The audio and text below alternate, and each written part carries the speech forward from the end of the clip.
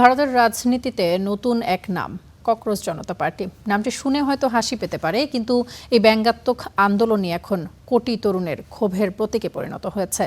চাকরির সংকট, প্রশ্ন ফাঁস, শিক্ষা ব্যবস্থার অনিয়ম আর রাজনৈতিক নেতৃত্বের সঙ্গে নতুন প্রজন্মের দূরত্ব সবকিছু মিলিয়ে সামাজিক যোগাযোগ মাধ্যমে জন্ম নেয়া এই আন্দোলন কি মোদী সরকারের জন্য নতুন রাজনৈতিক সতর্কবার্তা?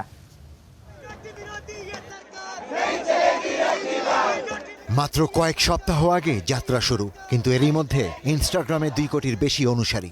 ভারতের ক্ষমতাসীন বিজেপির বিভাজনের রাজনীতির বিরুদ্ধে রীতিমতো চ্যালেঞ্জ ছুড়ে দিয়েছে ককরোচ জনতা party.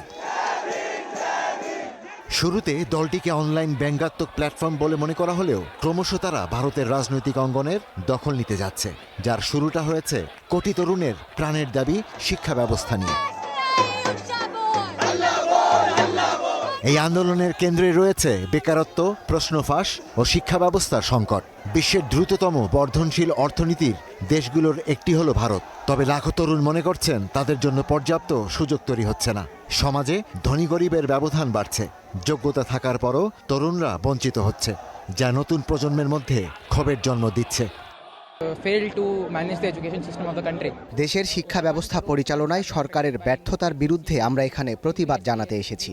NEET Yuji, KUET, UPSC ও এসএসসি জিডি সহ বিভিন্ন পরীক্ষার অনিয়মে 1 কোটির বেশি শিক্ষার্থী ক্ষতিগ্রস্ত হয়েছে। আমরা এর জবাবদিহিতা চাই এবং শিক্ষামন্ত্রী ধর্মেন্দ্র প্রধানের পদত্যাগ চাই।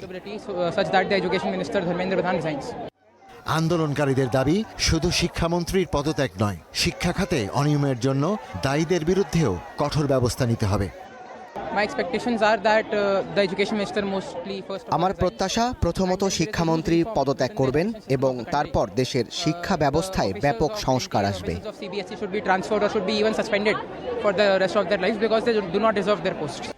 বিশ্লেষকদের মতে মোদী সরকারের জন্য উদ্বেগের জায়গা শুধু এই আন্দোলনের জনপ্রিয়তা নয়, বরং এর সামাজিক ভিত্তি। ভারতের প্রায় 65% মানুষের বয়স 35 বছরের নিচে। এই তরুণদের বেশিরভাগই বিজেপির ধর্মাশ্রয়ী রাজনীতির বিরুদ্ধে, অথচ রাজনৈতিক নেতৃত্বের বড় অংশই প্রবীণ প্রজন্মের। ফলে অনেক তরুণরা মনে করছে তাদের উদ্বেগ ও ভবিষ্যতের প্রশ্নগুলো যথাযথ গুরুত্ব পাচ্ছে না।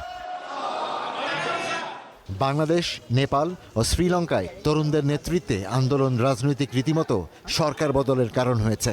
নেপালের রাষ্ট্রীয় ব্যবস্থায় পরিবর্তন এনেছে তরুণরা।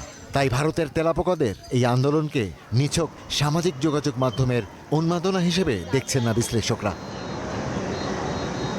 ককরোচ জনতা পার্টি এখন বড় কোনো রাজনৈতিক শক্তি নয়, তবে এটি ভারতের তরুণ সমাজের হতাশা, বঞ্চনা ও প্রতিনিধিত্বহীনতার প্রতীকে পরিণত হয়েছে। আর সেই কারণেই বিশ্লেষকদের চোখে এটি শুধু একটি ডিজিটাল প্রচারণা নয়, বরং নতুন প্রজন্মের জমে থাকা ক্ষোভের সম্ভাব্য রাজনৈতিক বহিঃপ্রকাশ। Ishtiaq Hossain, star news.